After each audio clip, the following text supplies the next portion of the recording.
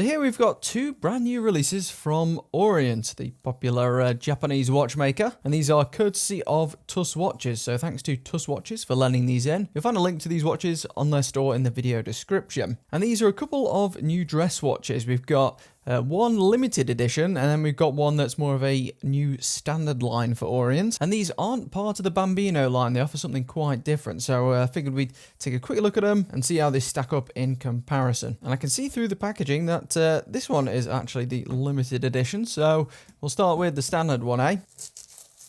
Now this one came in a wide variety of different colours, called the Stretto. Now, if you follow the channel or Orient watches in general, you may remember that they released a Stretto chronograph many months ago. That one was a solar chronograph, and it did okay, but not great. But this new one looks fairly different, as you'll soon see. And this was by far the colour I was most excited about for this release. Really nice chocolate brown. And here it is. They're calling this the Orient Stretto Date 38.5mm. And this comes in a small selection of colours, one of which is a limited edition. But none of those really took my fancy, but this one did quite a bit. Not often you find a brown dial watch, and I think this is certainly among the best looking ones I've seen. I'll get you a close-up in a minute, but I'll whiz you through the specifications quickly. Now, unlike the last Stretto, which was that solar quartz, this one is actually automatic. So in the back here, we've got the F6722, which is made in-house by Orient, who are a subsidiary of Seiko. And it's a pretty good movement, really. Definitely at least on par, if not better than the similar Seiko and Miyota alternatives. Case here is stainless steel,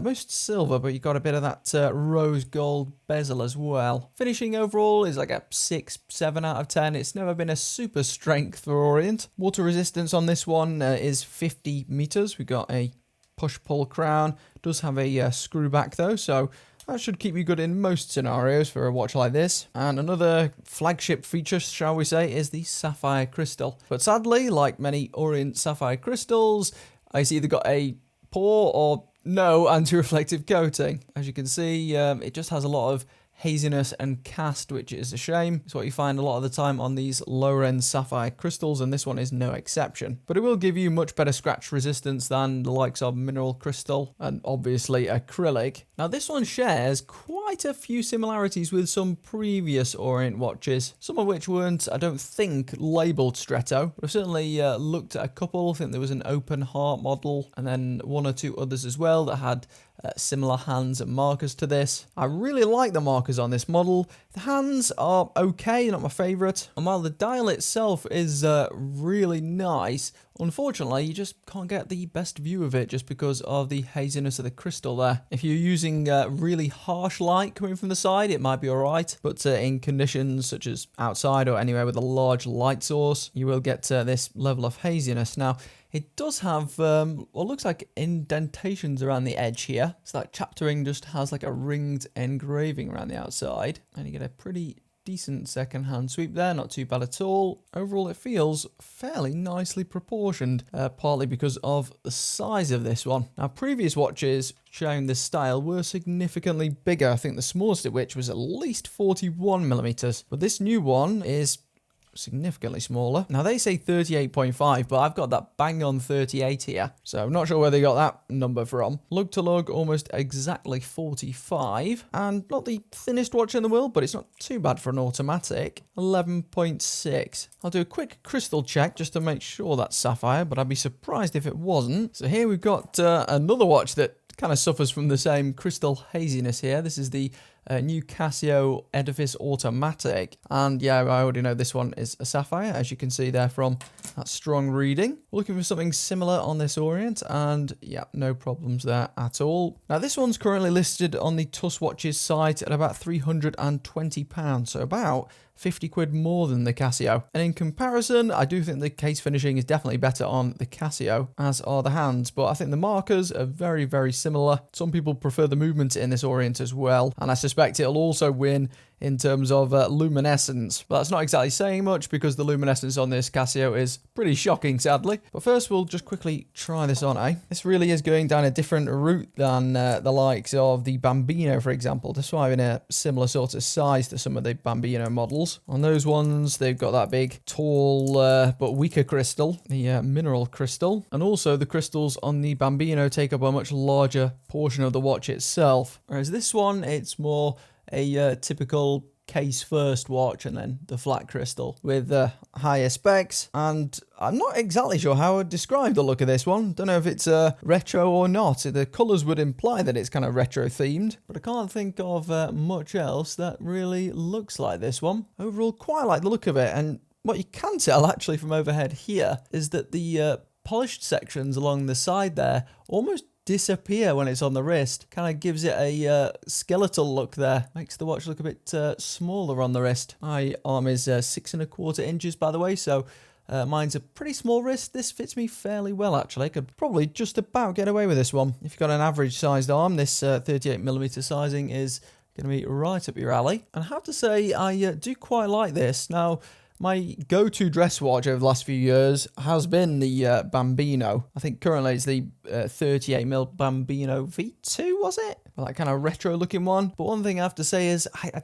don't really find myself being able to wear it that often. It is quite a restrictive design. Whereas this, it certainly could be a bit more versatile. Really like the brown dial, I've got to say. The strap, by the way, it's middling. It's okay. Maybe just about passable. I mean, this watch would certainly look even better on a better strap, I'd say. But you could probably just about get away with this. Got plenty of holes, and it even accommodates my skinny arm with a hole to spare, which is refreshing. I mean, if this one just had a better crystal with anti-reflective coating so you could see the dial better, this would be a straight up easy recommendation. But at this sort of price, you know, like 320, it's just a bit of an unnecessary frustration. I'll test the lume at the end, actually. First, we'll move on to that second watch. And the one in here is a bit more unusual. Now, they seem to have kind of combined two watches into one in a way. So they're calling this one the Stretto Sun and Moon, the 75th anniversary edition. This one is actually a bit more expensive, $390. I'm guessing because of the added complications. Now, there's one, well, I wouldn't say controversial thing about this watch. There's one specific about it that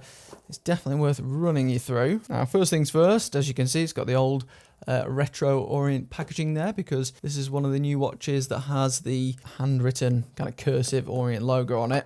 And this comes in a very particular colour that's a little bit hard to describe. Feels slightly higher quality out of the box, but maybe that's just because it comes on this bracelet instead and it's just more weighty. Also, the packaging, the way that Orient packages these is slightly different. It's a bit more wrapped up.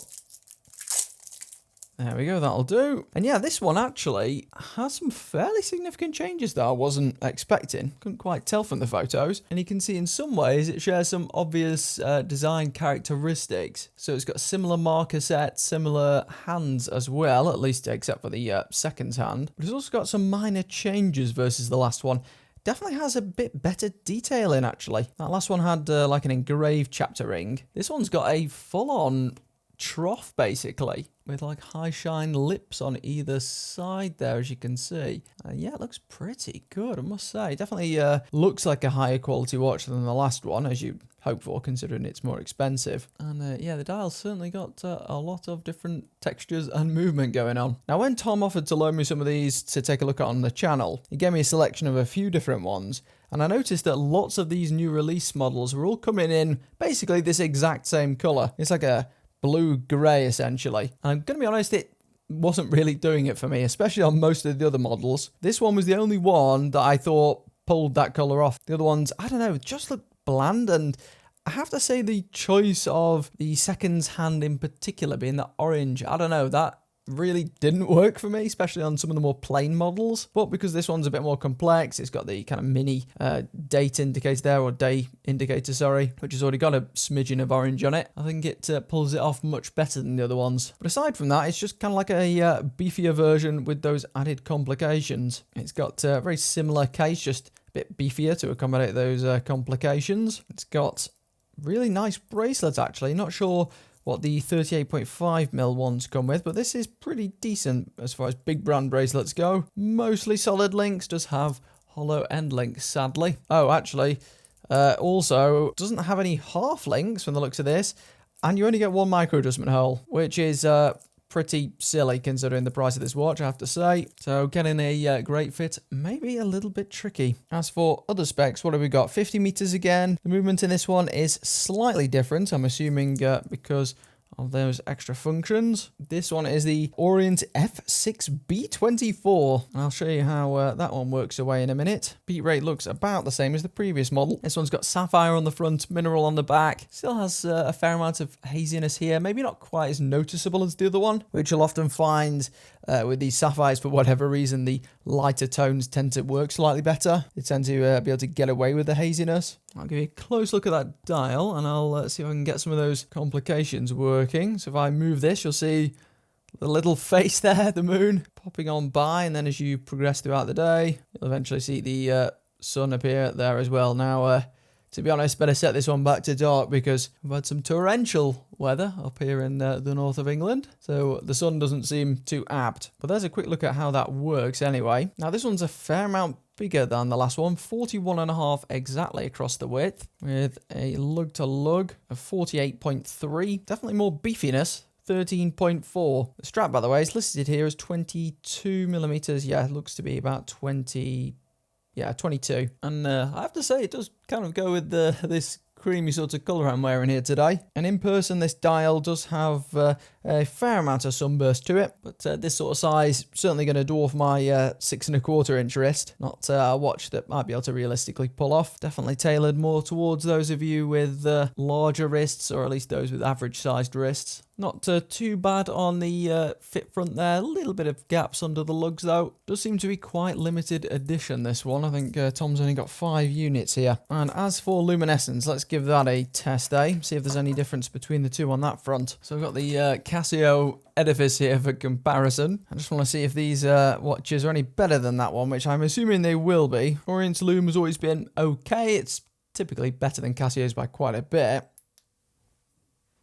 As you can see, there really is no contest on that front. As for which is better, after a fair few seconds with these Orients, I mean, to my eye, it looks like the more expensive watch is a tiny bit brighter, but some of that could be just because it's larger in those areas too.